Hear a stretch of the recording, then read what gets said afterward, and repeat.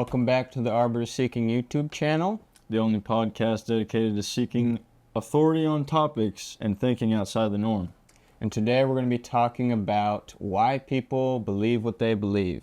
Yeah. And really more of an open discussion on that instead of rather something that we've researched and read upon. We're just going to be throwing out ideas and kind of expressing our thoughts about how our thoughts came to be, as well as how kind of our thoughts have combated with other people in our discussions, or even when they turn into debates and trying to change people's minds, and how some people seem to be more stubborn than others despite overwhelming evidence to change their mind. Yeah. So I guess the way this topic came about was a simple question, which was just, what is making someone cling so strongly to something? Regardless if it's, actually something that has merit to it, or it's just simply because that's what they were taught at a young age, and that's what they're choosing to hold as fact, as truth. What makes people die on hills, per se, would be the question. I believe at least one facet of it is comfort. So to be comfortable in the world and not be stressing to actually believe that what you believe is reality, you need to have a consistent view of the world. Right. So say you were a smoker and you knew that smoking was bad for you. Yeah. You would have to manufacture the belief that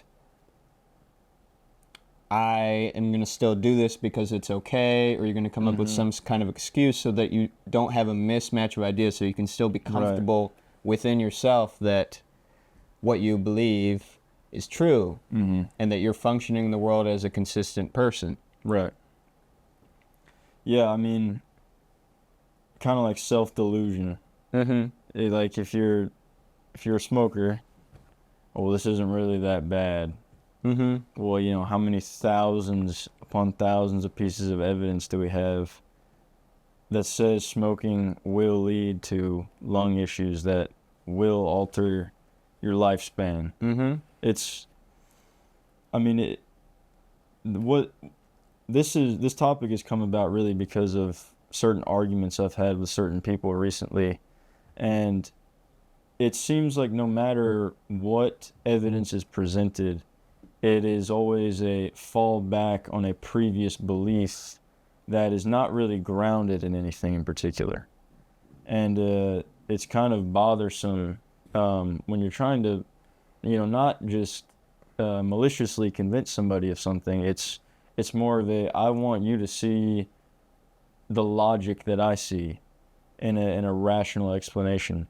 And when someone is just simply unwilling to identify those facts, it's pretty discouraging, honestly. Would you say that topic of discussion may be central to that person's being?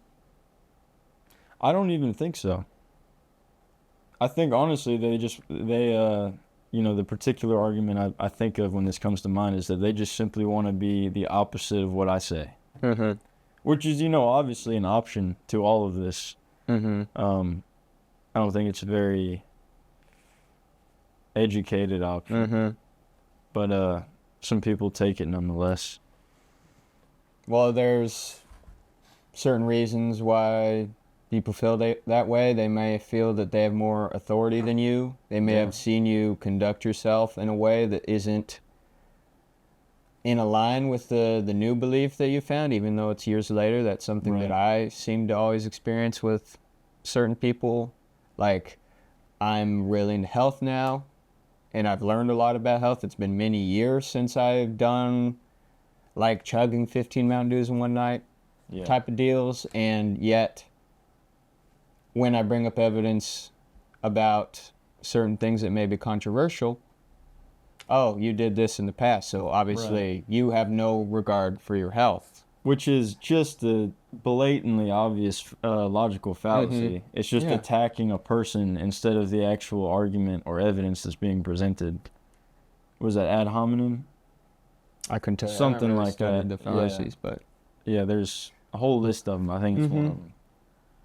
Yeah, it's just an ignorant way of actually trying to draw a conclusion. And what I find often is that people are more apt to just blatantly disagree with you rather than formulate and articulate an actual rebuttal. They'll just, no, that's wrong. Yeah. Like the presidential debate. Wrong. Yes. He's lying, actually. It's like, what? Yeah. Where's the We'll where's the give a context? 2-minute conversation. Yeah. Trump gives this whole thing. Biden's like, everything he just said is a lie. Everything. Now I'm going to give you no evidence to sway. No examples, nothing. Neither of them gave much evidence of anything. No. But at least one was competent enough to string a sentence together. So, not getting into politics, but... No, of course not. But, so... those are obvious notes.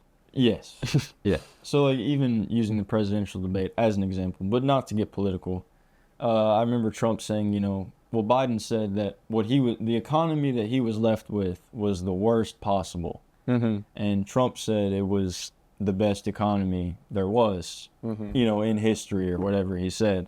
But there has to be some level of definitive fact in one of those statements. You know what I'm saying? The only thing I know is that when I go to the gas station now, Monster costs like $4. Right. And when I went back in the day, it costs half of that. Exactly. And you're in economics, so you can tell us that there are objective, definitive factors that can say if an economy is good or bad.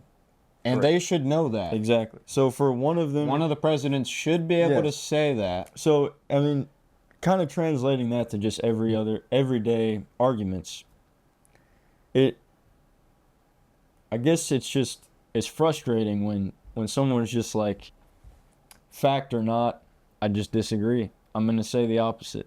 If you're cool enough to actually give facts, then you've already won. If their only rebuttal is, maybe that's true, or no, I don't believe you, or something like, you've already won the argument because they're unwilling to actually give you their actual attention during the debate. So for me, if they say, I give them like 30 minutes worth of evidence, which I tend to do, and then they just say, maybe. Yeah. I'm just like, it's not worth... No. It's not worth talking about this with this person. That's why I enjoy canon. That's why I enjoy just a few other people in my life. Like, I'm still friends with these people, but there are very few people that actually want to get to the root of anything. And that is a lot of the point of life for me. So... Right. You know how, like, you can't define a word by using the word in the definition? Argument using the definition in the word. Okay. Yeah. So I guess pick up after what is a woman? Said that. Yeah, there you go. Like, what is a woman? That's what you mean? No, what I mean is, like, when people just fall back on beliefs. Oh, being comfortable. Yeah. Yeah. People will argue their beliefs just by saying, well, that's just how it is, or... Yeah, frankly, I think this is something I notice a lot with Jordan Peterson, is that he always argues from a psychological standpoint, no matter if the discussion is political or, like, whatever the subject matter is, it doesn't matter. He'll always bring it back to, like, a psychological standpoint and start saying how these different psychology people said these things. And frankly, sometimes I feel like that's just an excuse for him to actually bring it into a realm to where he understands. Where he has the greatest amount of understanding and belief in. He has the authority there, essentially. I mean, that's honestly which is something that I do as well, but I try to argue from a standpoint that is very topical. Right. When we're on the subject of nutrition, I like to argue with nutrition facts. Yeah. Even though I could bring it into the psychological realm, I don't see the point of doing that, but it's still possible. But I think the more uncomfortable you're willing to be, the greater you can cement what you actually believe. What For sure. creates belief? Well, there's like nurture. So like Right. religiously, we were nurtured to be Christians. So that's where that belief comes from in us. Whereas like for me, nutrition or technology, that kind of stuff in high school was a part of my identity, frankly. Especially the technology thing was a part of my identity. Mm-hmm. I'll even tell a quick story on that. I was obsessed with like Samsung being better than Apple, and not really even for the reason that it was like much better, but It was just because it was a way that I could just destroy people on the daily Yeah. and make them feel stupid, or at least for me, make me feel superior to them. Yeah. Even though they weren't even trying to actually argue it. Like, nobody cared. Yeah. Nobody cared. Yeah. But it was a way for me to win. Yeah. Yeah, To you. to me. Right. Well, I guess what I meant was, like we were raised to be Christians, Mm-hmm. and I think we've had enough exposure of other religions to still be able to say, yes, I'd like to remain a Christian. Mm-hmm. But how about the other, like, hundreds of cultures where they just don't know any better, and they're also, whatever religion or belief system they have. That's what Many they are. just aren't willing to be uncomfortable enough to approach different subjects. Right. Like, not to bring it into politics, but I try and like to only watch conservative media, Right. but that doesn't mean, I don't know. I definitely have seen more woke media stuff as well. I try to, like, I read the Washington Post as well, Mm-hmm. because it's free with To see my other school, perspective. to see what they're even talking about. Oh, it's free for. Yeah, it's free for UT students. Wow. That doesn't seem like an agenda at all. Whatever. But I just think it's very dangerous for yourself if you want to actually be within reality, to think that you know for certain everything that you believe is the absolute truth. Right. I don't think we should settle. I do think religiously that you should settle, for sure, and that you should be unwavering on that. But as far as like other subjects go, I think you should be very explorative and willing to hear the other side. Right. So then I guess a person's set of principles then, out of those, which ones should be the ones that are open to interpretation or revision? Well, morality, certainly not. Right. Morality, even though they're trying to bend it, that should not absolutely not even be talked about. We shouldn't even be having an abortion discussion. We shouldn't even be having a transgender discussion.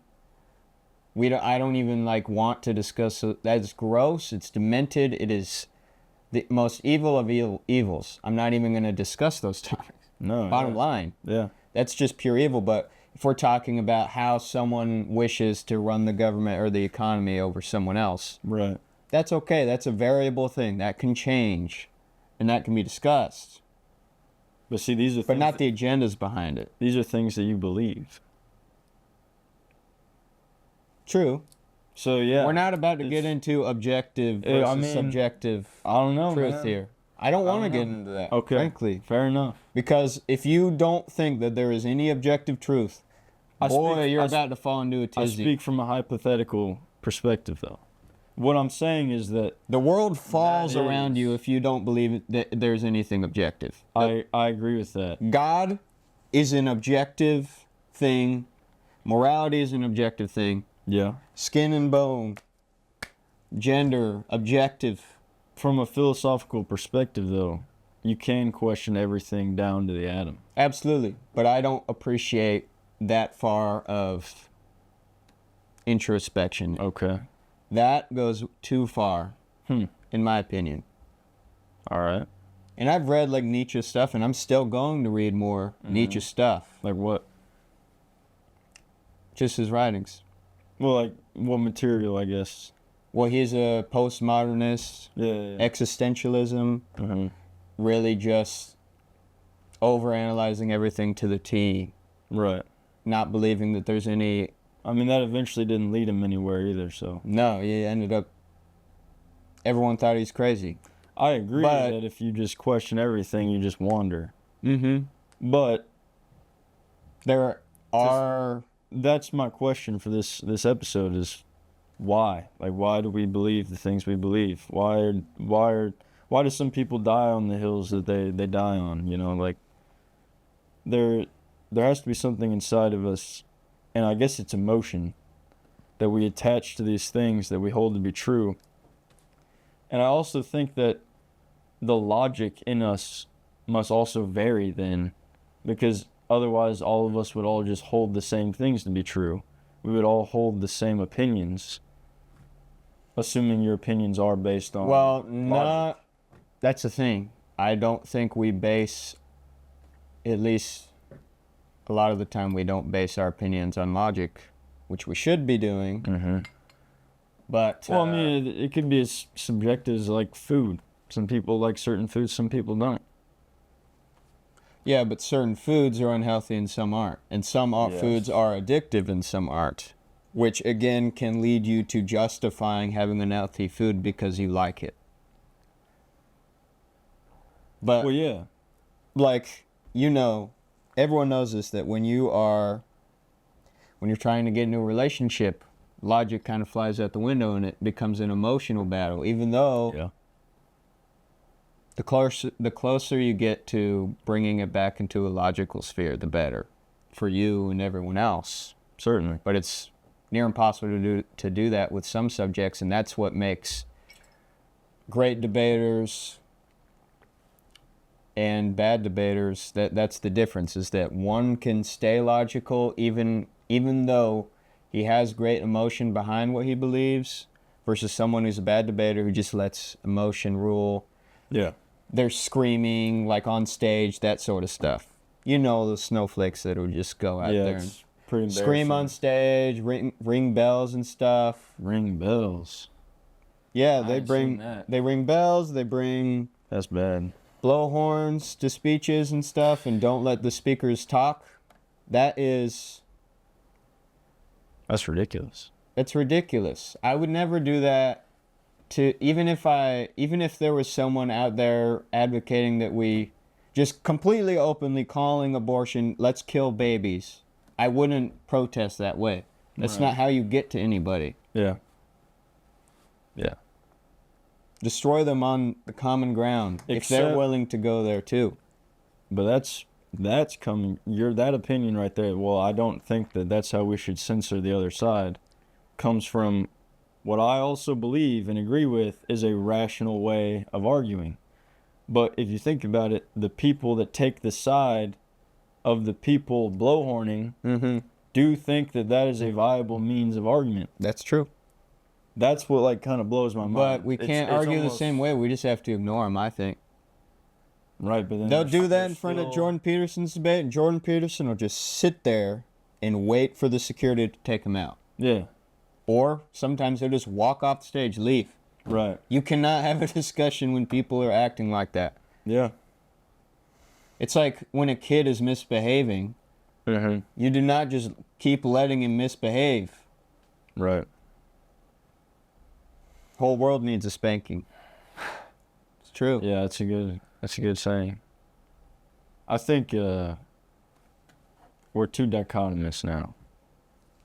There's two sides to everything. Everything's got to have two sides. You choose A or B. That's it. Do you think that is the reality, or do you think that that's what's being portrayed in the media? That's what's being portrayed.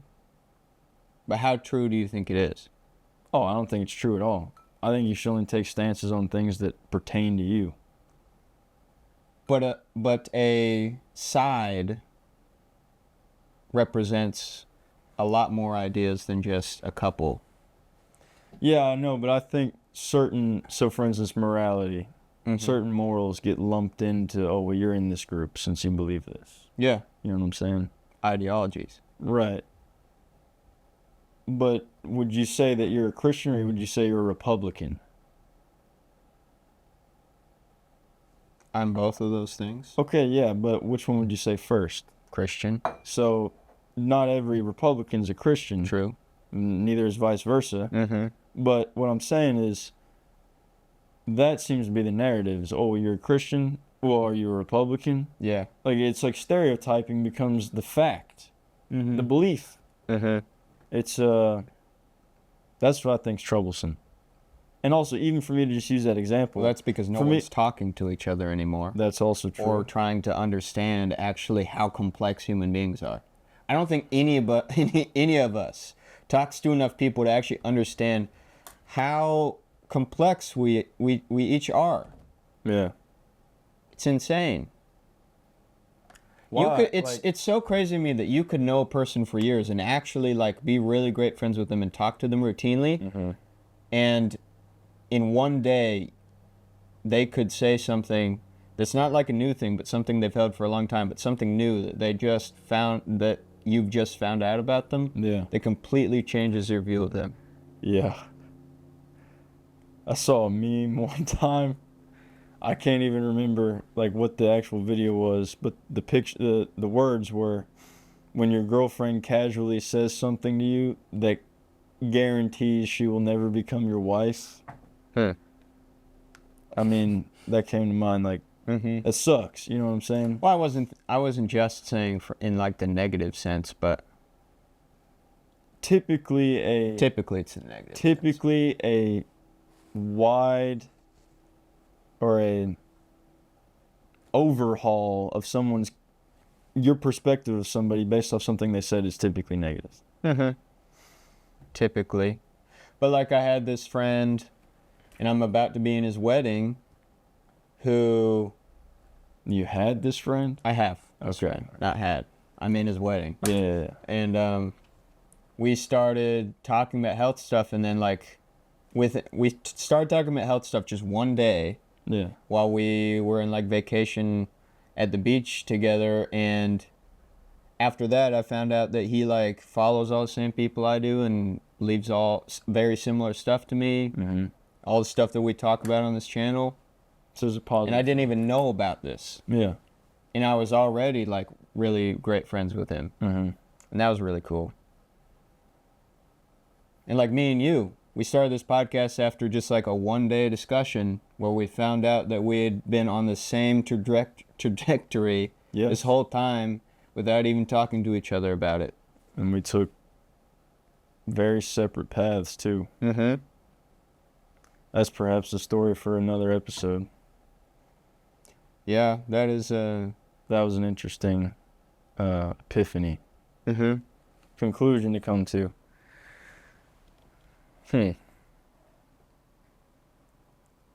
So why did we believe we had to start the podcast? Well, I've been thinking about that a lot. I want to say it's to help other people, but that's not all the truth. That's not completely what it is. Might be helping us. It's also helping me. Yeah. True. Because it forces me to think outside of myself on a routine basis. At some points, it even forces me, in a good way, to read things that I wouldn't have read, Like so that I can present something like the I would have never read the Federalist Papers. Yeah. But I'm a lot more interested in and understand the Constitution than ever before because of that. So that was a good thing. More it's always a good respect for what the country should be. True. Yes. And maybe a little less or a little bit more disdain for the state of the country now. Mm-hmm. That's how I am. It's But it also helps me understand the evidence that the politicians who actually do bring evidence, it helps me understand that. yeah. Because like I've said to a lot of people, Trump is a very smart person. he just chooses to appeal to the widest audience he can. I believe it's been analyzed that he actually has a 5th grade, like, speech pattern, speech level. Really? So imagine all the people he's reaching Yeah. who have a 5th grade speech even level. little kids. Yeah. Yeah. But that's the point of why he speaks that way. And yet he can still take action as he did. Right. But I would have liked a lot more speech, more like Vivek Ramaswamy when he was speaking. He gave evidence to everything. Very eloquent. Very educated. Degrees from Harvard and Yale. Incredible. People got to think about their thoughts, because I think that's honestly what ultimately leads to your beliefs, which ultimately leads to your worldview, which ultimately leads to how you live your life. But I've also been thinking a lot about the wrong rabbit holes you could encounter when you're constantly thinking by yourself. When you're not thinking about the world, but you're thinking about a subject. Or like an interaction you had in that day that didn't go the way you wanted to. Oh, yeah. Well, yeah. Or maybe you're having like a depressing episode in your life, and you're constantly just stirring on that instead of actually trying to improve how you interact with other people. Instead, you're just looking inward eternally. I think that, at least in my life, that I have done enough internal looking. I need to now do my best to analyze how I interact with the world and how I can improve my interactions with other people, my integrity with other people, and just be a better person within the reality we live in. That's a good application. Once you have, I think Grayson's a good example of someone that has thought about their thoughts and thus questioned their own beliefs and solidified their beliefs and has been able to impact his world with him. But that's what I urge. And that's kind of maybe a self-reflection I've had recently is, why do I believe this thing? Why do other people believe the opposite thing? Is there a middle ground? Am I completely right? Are they completely wrong? Yes. I'm completely right and they're completely wrong. But you gotta, while this introspection can lead to a maddening state, you do also have to keep yourself in check sometimes, I think. And that's what ultimately leads to you fulfilling your goals as a human being, and being the best person you can be for those around you. Yeah. But trust the Lord, trust yourself. Yes. Trust others who have proved that you can trust them. Well, that is the conclusion for this episode. I hope that you guys enjoyed it, lisps and all. Yeah. And we believe you will have enjoyed this episode. Yeah. About that. Yeah, even if that's wrong. Yeah. Think about it.